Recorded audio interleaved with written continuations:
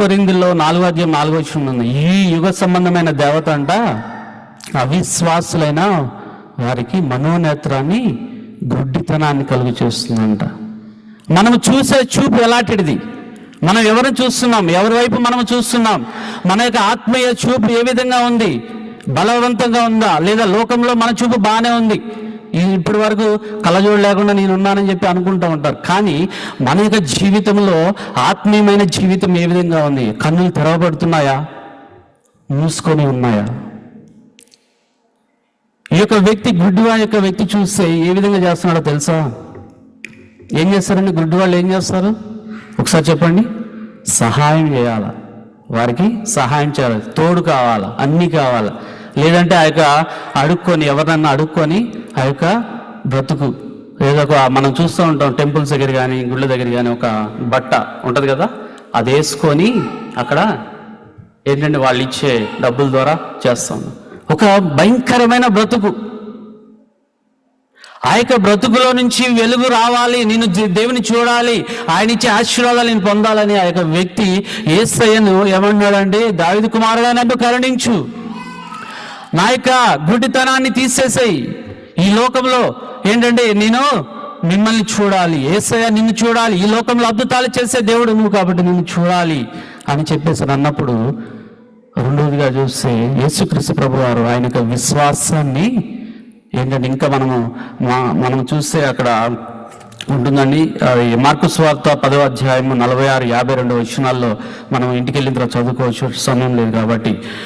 అక్కడ ఏమంటున్నాడంటే ఆ యొక్క కన్నులు తెరవబడటం మనం చూస్తున్నాం. యేసుక్రీస్తు ప్రభువారు అంట, నీ విశ్వాసం నిన్ను స్వస్థపరిచిందంట. మనము దేవుని వైపు చూచినట్లయితే మన యొక్క కన్నులు తెరవబడతాయి. మనము ఏంటంటే మన యొక్క జీవితము మనకు మంచిగా ఉండదు, కానీ మనం ఎదుటోళ్ళ గురించి మనము ఆలోచిస్తూ ఉంటాం. ఒక చిన్న ఎగ్జాంపుల్ చెప్తాను. ఒక ఇంట్లోకి ఒకరు రెంట్కి వచ్చారు. రెంట్కి వచ్చిన తర్వాత ఎప్పుడు కూడా ఆ యొక్క సహోదరు ఏం చేస్తారంటే ఎదురింట్లో వాళ్ళ గురించి చూస్తూ ఉంటారు. బిల్డింగ్లో అటుపక్క ఇటుపక్క చూస్తూ ఉన్నప్పుడు ఈమె ఏమనుకుంటుందో వాళ్ళ భర్తతో చెప్తాడు, మనకి ఎదురుగా ఉన్న ఫ్యామిలీ విండోల నుంచి మంచిగానే కనబడుతుంది, బాగానే ఉన్నారు, మంచిగా చేస్తున్నారు, మంచిగానే ఉన్నారు అనుకుంటుంది. ఒకరోజు, రెండో రోజు కూడా అట్లాగే చూస్తూ ఉంటారు. ఆ సిస్టర్ ఏం చేస్తుంది ఏంటా అని చెప్పి చూస్తున్నప్పుడు ఆమె ఈ అద్దంలో నుంచి అటు చూస్తూ ఉన్నప్పుడు ఆమె అక్కడ బట్టలు ఆరేయటం కానీ, పనులు చేయడం కానీ, ఆ బిల్డింగ్ మీద నీళ్లు అవి ఏంటంటే వేయటం కానీ, ఇక్కడ మొక్కలకి నీళ్లు వేయటం కానీ చూస్తూ ఉంటుంది.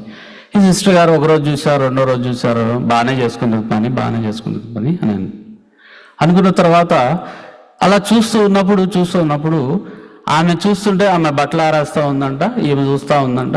ఈమె చూస్తూ ఉన్నప్పుడు వాళ్ళ ఆయనతో, వాళ్ళ హస్బెండ్తో చెప్తుందంట, ఆ బట్టలు ఆరేసారు కదా, బట్టలు ఆరేసినప్పుడు ఎందుకు అంత మురిగ్గా ఉన్నాయి, ఆ సిస్టర్ సరిగ్గా వాష్ చేయట్లేదేమో అని వీళ్ళిద్దరు డిస్కషన్ చేస్తూ ఉన్నారు. అలాగే ఇంకా రెండో రోజు చూస్తే, మూడో రోజు చూస్తే ఇంకా ఏమైపోతుందంటే బాగా వాళ్ళు చేసేది ఏంటంటే ఆరేసినప్పుడు చాలా మురిగ్గా ఉంటుంది, ఏంటిది అని చెప్పేసి వాళ్ళ హస్బెండ్తో అన్నప్పుడు వాళ్ళ హస్బెండ్ ఊరికే ఏమేంటి అక్కడ చూసి ఆమె ఇది అంటుంది అని చెప్పి ఒకసారి బయటికి వెళ్ళి చూశాడంట. ఈమెమో ఎక్కడి నుంచి చూస్తుందంట, ఇంట్లో నుంచి చూస్తుంది. ఆయన వచ్చి బయటికి వెళ్ళి చూసినప్పుడు అన్నాడంట, అమ్మా చూసే దృష్టి నీది కాదు, ఆమెది కాదు, తప్ప ఆమెది కాదు, చూసే దృష్టి నీది. ఎట్లాగంటే నువ్వు ఇటు నుంచి బయటికి చూస్తున్నప్పుడు ఆ యొక్క కిటికీకి ఉన్న అద్దానికి ఏంటంటే దుమ్ము పట్టుకుపోయి బాగా మసిబారిపోయి అన్నీ అయిపోయి అట్లా ఉంది. నువ్వు చూసే చూపు అక్కడ ఎదురుగా వాళ్ళు శుభ్రంగానే ఉన్నారు, నువ్వు చూసేది నువ్వు ఫస్ట్ నీ యొక్కది క్లీన్ చేసుకో. ఇటు పక్క నుంచి అద్దంలో చూస్తే ఎట్లా ఉంటుందండి, అటు పక్క నీట్గా ఉంది, ఎందుకంటే శుభ్రం చేస్తారు కాబట్టి. అదే శుభ్రం చేయకపోతే అద్దాన్ని చూస్తే ఎట్లుంటుంది, మురిగ్గా ఉంటుంది.